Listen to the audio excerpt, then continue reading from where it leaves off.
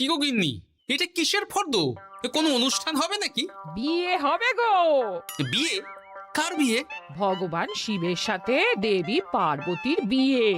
সামনেই শিবরাত্রি, মনে নেই? হ্যাঁ, তা মনে আছে, কিন্তু এই ফর্দটা কি জন্য গিন্নি? আমি শিবরাত্রির দিন বিকেলে বাবার মাথায় দুধ ঢালতে যাব, তাই তোমাকে আগে থেকে লিখে দিলাম কি কি লাগবে। সব আগে আগে নিয়ে আসবে। হ্যাঁ, দেখি কি লেখা আছে। দুধ 1 সের, গঙ্গা জল, নারকেল, ঘি, মধু, দই, সন্দেশ, রসগোল্লা, আকন্দ ফুলের মালা, ধূপ, মোমবাতি, 108টা বেলপাতা, ধূত্র ফুল, নীলকণ্ঠ ফুল, লাল পাড় সাদা পাটের শাড়ি। ওরে বাবা, এত কিছু! হুম, এখন ওরে বাবারে মারে কিছু চলবে না, চলবে না। আর আগে থেকে লিখে দিয়েছি, আমি কোনো বায়না শুনবো না। হ্যাঁ, যদি না নিয়ে আসো তাহলে কিন্তু চলে যাব। হ্যাঁ, বলি, শিবরাত্রির দিন তো মেয়েরা বাবার মাথায় দুধ জল ঢালে বাবার মতন স্বামীর কামনায়। তা আমি তোমার স্বামী তো উপস্থিত, তাই এত কিছু। তোমার মঙ্গল কামনায় গো। তুমি আর বাড়তি কথা বলবে না, যা বলেছি সেদিন নিয়ে আসবে। হ্যাঁ, বেশ বেশ, ঠিক আছে বাবা, ঠিক আছে। তাহলে আমি এখনই যাই, সব দোকানে দোকানে বায়না করে আসি। সেদিন তো এইসব জিনিসের চাহিদা তুঙ্গে থাকে। হ্যাঁ, তা যাও, সেটাই বুদ্ধিমানের কাজ হবে। হ্যাঁ,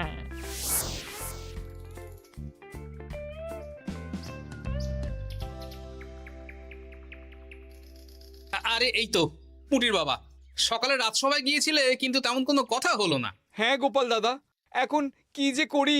ঠিক আছে ঠিক আছে, আমি দেখছি কি ব্যবস্থা করা যায়, বুঝলে। ঠিক আছে গোপাল দাদা, একটু দেখো, বুঝতেই তো পারছো অভাবের সংসার।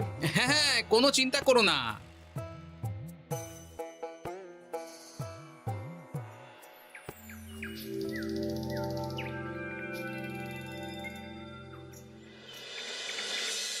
আচ্ছা, আজ তাহলে শিবরাত্রির আয়োজন নিয়ে আলোচনা হোক। মহারাজ, এসব নিয়ে আপনি চিন্তা করবেন কেন?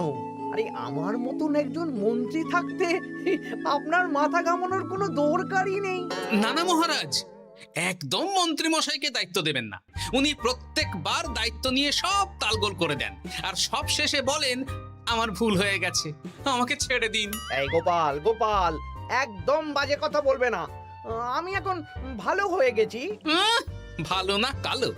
মহারাজ মহারাজ, আপনি আমাকে দায়িত্ব দিন, আমি সব সামলে দেব। সব কাজ সবাই মিলে করলেই তো ভালো। পুজো পাঠের দায়িত্ব আমার, বাকি আমি জানি না। সে ঠিক আছে, কিন্তু পুজোর জোগাড় অনেক দায়িত্ব, সব হিসেব করে কেনাকাটা করতে হয়। সবচেয়ে বড় ব্যাপার, তার জন্য সৎ হতে হয়। আমি কি অসৎ নাকি? আমি সব দায়িত্ব নেব। না, আমি নেব। আমি নেব। আমি। আহ, চুপ চুপ, একদম চুপ। গোপাল দায়িত্ব নেবে না মন্ত্রী, সেটা তো বিচার করতে হবে। কিভাবে বিচার করবেন মহারাজ? হ্যাঁ, একটা বুদ্ধির পরীক্ষা নেওয়া হবে। আমি এখন গোপালের চেয়ে অনেক বুদ্ধিমান হয়ে গেছি। তাহলে তো ভালো, তুমি গোপালের বুদ্ধির পরীক্ষা নাও। যদি গোপাল জিতে যায় তাহলে গোপালই দায়িত্ব পাবে, নইলে তুমি। ঠিক আছে, আমি এক্ষুনি প্রশ্ন করছি। হ্যাঁ হ্যাঁ, করুন করুন। হ্যাঁ, এমন কি জিনিস যা তুমি যতই খাও পেট ভরবে না? বাবা, মন্ত্রী কি প্রশ্ন করলে! গোপাল, বলো বলো বলো। এবার জমবে মজা। বেশ, তাহলে বলি। হ্যাঁ, বলো বলো। উত্তর হলো বাতাস। যতই খাও পেট ভরে না। গোপালের কি বুদ্ধি! ও মন্ত্রী মশাই, এই গোপাল তো প্রথম দানেই বাজিমাত করে দিল। হ্যাঁ, প্রথমটা তো সহজ ছিল। ঠিক আছে, এতই যদি বুদ্ধিমান হও তাহলে আরেকটা পরীক্ষা দাও। হ্যাঁ মন্ত্রী, বলো। এবার আপনারা একটু অপেক্ষা করুন, আমি আসছি।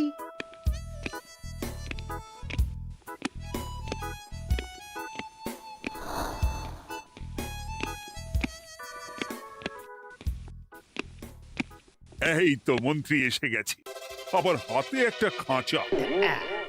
এই নাও গোপাল, এই খাঁচায় একটি অদৃশ্য মুরগি আছে।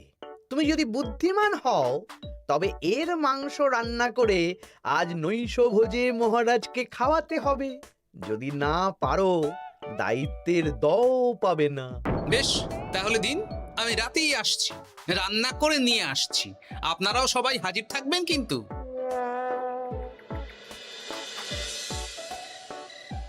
এই সেরেছে, গোপাল যে এখনো এলো না। গোপাল নির্ঘাত ফেসেছে। এই তো চলে এসেছি। এ কি গোপাল, তুমি তো খালি হাতে। মাংসের ঝোল রেঁধেও এনেছি। কই গোপাল, অদৃশ্য মুরগির ঝোল কোথায়? হ্যাঁ, কোথায় গোপাল? আহ, মহারাজ, অমন সুস্বাদু মুরগি আমি আগে কখনো খাইনি। আমি সেটা রান্না করে রাজপ্রাসাদের প্রধান ফটকের বাইরে রেখে এসেছি। মস্করা হচ্ছে? চলুন তো গিয়ে দেখি। হ্যাঁ, চলো তো।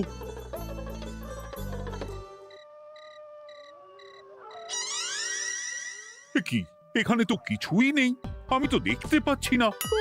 আমরা তো কেউ কিছু দেখতেই পাচ্ছি না। কোথায় কোথায় মাংসের ঝোল? আরে মন্ত্রী মশাই, অদৃশ্য মুরগি রান্না করলে ঝোলটাও তো অদৃশ্যই হবে। আপনি দেখতে পাচ্ছেন না, মানে আপনার মনে পাপ আছে, নইলে আপনার চোখের সমস্যা। মহারাজ তো ঠিকই দেখতে পাচ্ছেন, তাই না মহারাজ? এই রে, গোপাল তো মোক্ষম জবাব দিয়েছে। হ্যাঁ হ্যাঁ, চমৎকার ঘ্রাণ বেরোচ্ছে। মন্ত্রী, তুমি দেখতে পাচ্ছ না কেন? ইয়ে না মানে ঠিক আছে ঠিক আছে, পাচ্ছি, দেখতে পাচ্ছি। একটু ঝাপসা লাগছে, মনে হয় চোখ দেখাতে হবে। তার মানে গোপাল তো মন্ত্রী মশাইকে পরপর দুবার হারালো। আর একটা সুযোগ দিন মহারাজ, শেষ সুযোগ। বেশ, দিলাম। গোপালের কিন্তু বিশাল বুদ্ধি। মন্ত্রী, দেখো তো তুমি পারো কিনা, আর এটাই শেষ সুযোগ। মহারাজ, গোপাল যদি এতই বুদ্ধিমান হয়, তবে ও কি বলতে পারবে কাল ভোরে আমার মনে প্রথম কোন চিন্তাটা আসবে? এটা তো খুবই সহজ কথা। কাল ভোরে আপনার মনে প্রথম চিন্তা আসবে মহারাজ যেন দীর্ঘজীবী হন এবং রাজ্যের উন্নতি হোক। এই সেরেছে, এবার তো মহা ফাপড়ে পড়লাম।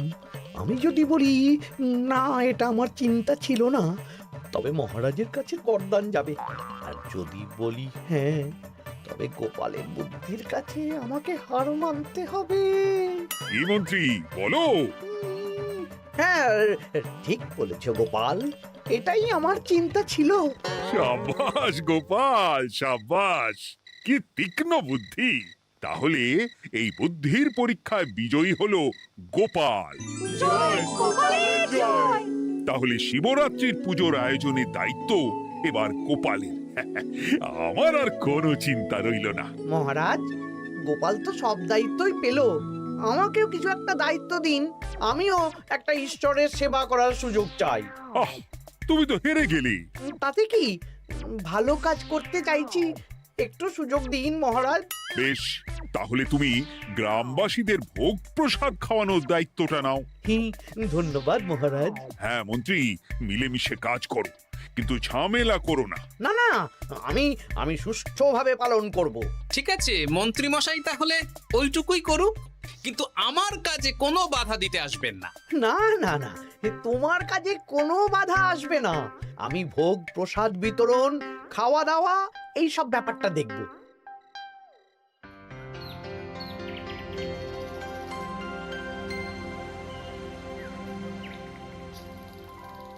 বলুন মন্ত্রী মশাই, সকাল সকাল ডেকে পাঠালেন। শোন বটা ঘটা, এবারে শিবরাত্রি উপলক্ষে যে ভোগ প্রসাদ জনগণের উদ্দেশ্যে বিতরণ হবে, তার পুরো দায়িত্বই আমার। তাতে কি, মহারাজ আয়োজন করেন আর সব রাজ্যবাসী বিনামূল্যে খেয়ে যান। সেই প্রথা এতদিন চালু ছিল, কিন্তু এবার একটু অন্যরকম হবে। কিরকম কিরকম? তোরা দুজন আমার নাম করে সব গরিব প্রজাদের কাছ থেকে ভোগ খাওয়ার জন্য চাঁদা তুলবি। শিব পুজোর চাঁদা? হ্যাঁ দাদা, না মানে ঘটা, খুব সামান্য।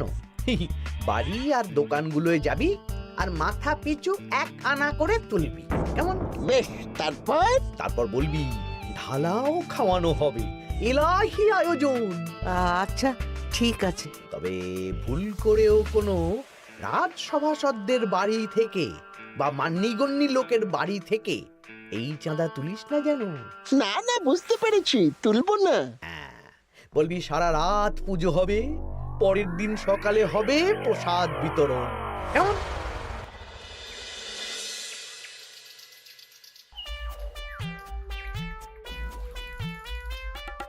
বলা, এবারে শিবরাত্রি উপলক্ষে যে পূজা হবে তার ভোগ প্রসাদ খাবে তো? হ্যাঁ হ্যাঁ, নিশ্চয়ই নিশ্চয়ই। এবারে সব দায়িত্ব মন্ত্রী মশাইয়ের, এলাহি আয়োজন। তা তোমাদের বাড়িতে কতজন সদস্য? আমি আর আমার গিন্নি দুজন। তাহলে দুয়ানা দাও, এক আনা করে দুজন। আবার অর্থ দিতে হচ্ছে? হ্যাঁ, এলাহি আয়োজন, তাই এই সামান্য অনুদান। আচ্ছা বেশ, এই নাও দুয়ানা। চিন্তা করো না ভোলা, এমন খাওয়ানো হবে না। রাতের বেলা শিব পুজো আর পরের দিন সকালে জীব পুজো। বাবা বাবা বাবা, সব দোকানে দোকানে আমি যাচ্ছি, আর তুই লোকজনের বাড়ি বাড়ি যা। বেশ। রে, কত হলো? অনেক হয়েছে মন্ত্রী মশাই, এই দেখুন। বাবা বাবা বাবা, এক আনা করে নিয়েই তো থলে ভরে গেছে। হ্যাঁ, এবার হবে মাছের তেলে মাছ ভাজা। মহারাজও ভোগের আয়োজনের জন্য আজকে মোহর দিয়ে দিয়েছেন। তার মানে তো আপনার মুনাফাই মুনাফা, লাভই লাভ। আমাদেরকেও কিছু দিন। দেব দেব, এখনো কাজ বাকি আছে।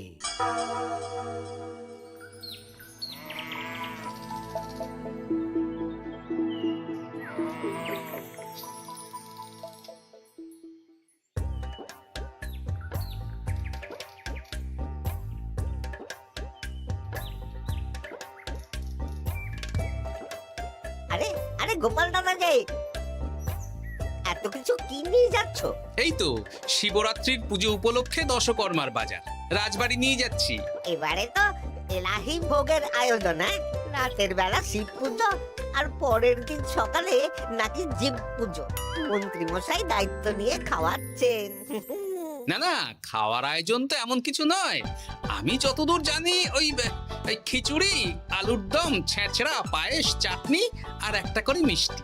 আর যতদূর জানি এই ভোগ খাবার জন্য সব গ্রামবাসী থেকে মাথা পিছু এক আনা করে নিয়েছেন। হ্যাঁ, ভোগের প্রসাদ তো বিনামূল্যে। মন্ত্রীমশাই এক আনা করে মাথা পিছু নিয়েছেন? হ্যাঁ গো, এরকম তো কথা ছিল না। আচ্ছা আচ্ছা, আমি দেখছি কি করা যায়। দেখছি আমি দেখছি।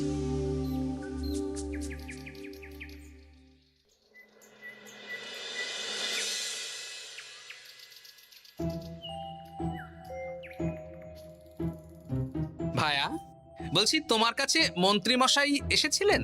হ্যাঁ, চালের বায়না করে গেলেন। তা কি চালের বায়না করলেন? খুবই সাধারণ চাল, আমার দোকানে সবচেয়ে কম দামি চাল বলতে পারো। সে চাল তো আমি পুজোর দিন পাঠিয়ে দেব বলেছি। আচ্ছা, কেনাকাটার রসিদপত্র? না না, সেসব হয়নি, শেষে দেব। শোনো, মহারাজের আদেশ, মন্ত্রীমশাই যে চাল বলেছেন তার থেকে 5 গুণ উৎকৃষ্ট মানের চাল দেওয়া চাই। যে চাল রাজা বাদশারাও খুব কম খান, সবচেয়ে দামি চাল। আচ্ছা, আর ডাল? ওটাও 1 নম্বর মানের সোনামুখ দেবে। বেশ। মন্ত্রীমশাই যা যা বায়না দিয়েছেন পরিমাণ এক থাকবে, শুধু জিনিসপত্রের মান বাড়বে। ঠিক আছে? আচ্ছা ঠিক আছে। আর একথা মন্ত্রীমশাইকে জানানোর দরকার নেই, শুধু মোহরটা ওনার কাছ থেকে আদায় করে নিন। যেদিন খাওয়ানো হবে সেদিন বিকেলে যাবে, মানে শিবরাত্রির পরের দিন বিকেল। বেশ।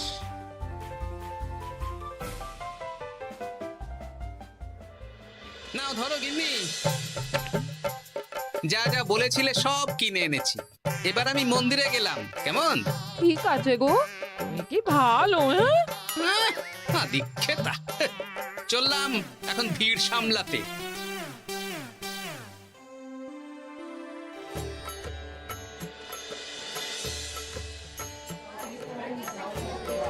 একটু সারিবদ্ধভাবে দাঁড়ান, আপনারও সুযোগ আসবে। বাবা কাউকে ফিরিয়ে দেবে না। দেখো মন্ত্রী, দেখো গোপাল কি সুন্দর ভিড় সামলাচ্ছে। ওকে তো এই জন্যই দায়িত্ব দেওয়া। হ্যাঁ, তাই তো দেখছি। ওম নমঃ শিবায়। হে ভোলানাথ, দেবাদিদেব মহাদেব সকলের কল্যাণ করুন। জয় দেবাদিদেব মহাদেবের জয়। হে ভোলেনাথ মহেশ্বর, মঙ্গল করো বাবা। জয় বাবা ভোলাদেব মহেশ্বরের জয়। তা তোমার শরীর এখন কেমন? এই তো বেশ ভালো আছি। সবই তোমার জন্য। তুমি না সাহায্য করলে ওই ওষুধ আমার পেটেই পড়তো না। না না, আমি তো নিমিত্ত মাত্র, সবই মহাদেবের ইচ্ছে। জয় বাবা মহাদেবের জয়। চলি গো। কাল ভোগ খেতে তাড়াতাড়ি চলে এসো।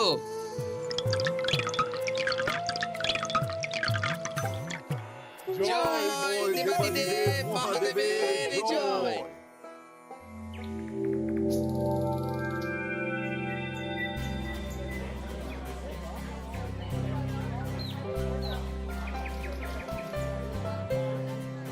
সত্যি মন্ত্রী মশাইয়ের ভোগের প্রসাদ পেয়ে মনটা ভরে গেল। কি সুন্দর রান্না, আর খাবারের গুণমান কি ভালো। তার উপর রসগোল্লা কত বড় বড়। এত বড় রসগোল্লা খাওয়া তো দূর, বাবার জন্মে চোখেও দেখিনি।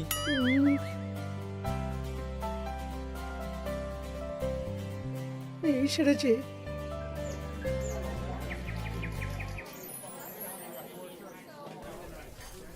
এই যে পাচক ঠাকুর, শোনো। বলুন মন্ত্রী মশাই, আজ আমি খুব খুশি। কেন? আপনি মহান। কেন? মানে আপনি যে চাল পাঠিয়েছেন সে চালে রান্না করা আমার স্বপ্ন ছিল। কি গন্ধ, কি গুণমান, রাজা বাদশাদের চাল বলে কথা। আমি তো খুব সাধারণ মানের চাল দিতে বলেছিলাম, 30 আনা শের মূল্যের চাল। কেন, নবাব বাদশাদের ঘরে এই চালটা থাকে। তাই? কোথা থেকে এলো? কেন, চালের দোকান থেকে এসেছে। মিষ্টিও দারুণ, রসগোল্লা তো নয়, যেন যেন একেবারে বড় বড় রাজভোগ। কি আকার, কি গুণমান, কি স্বাদ। আহা, দেখুন দেখুন দেখুন। বাবা, ভোলা এত বড় রসগোল্লা দিয়েছে। ঠিক আছে, যা হচ্ছে হতে দে। আমি তো চিন্তায় পড়ে গেছি।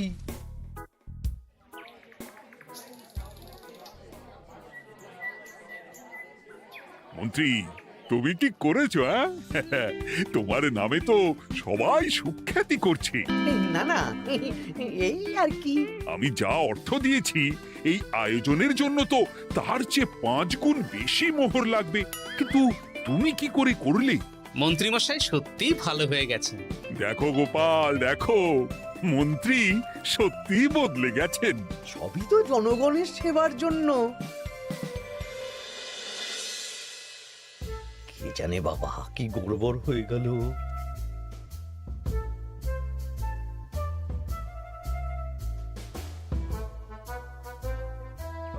মন্ত্রী মশাই,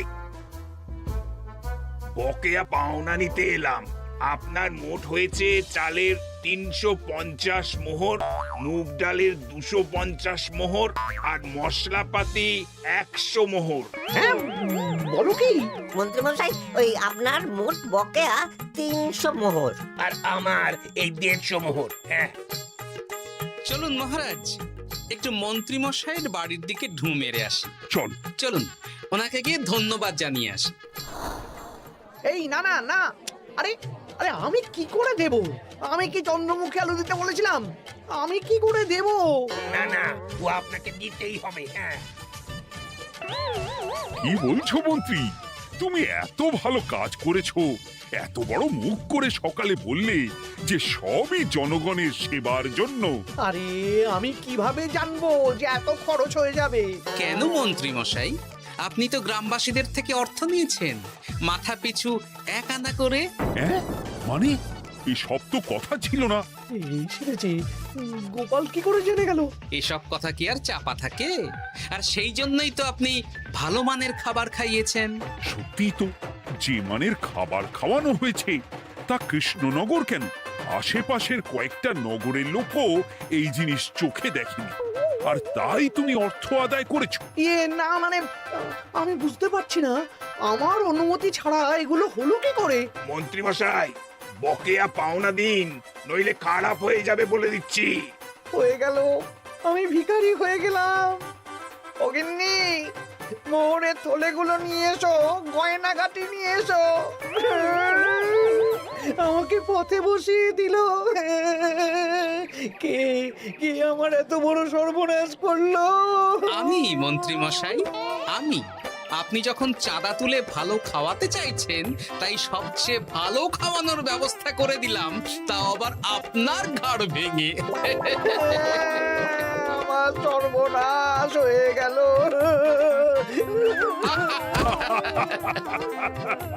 জয়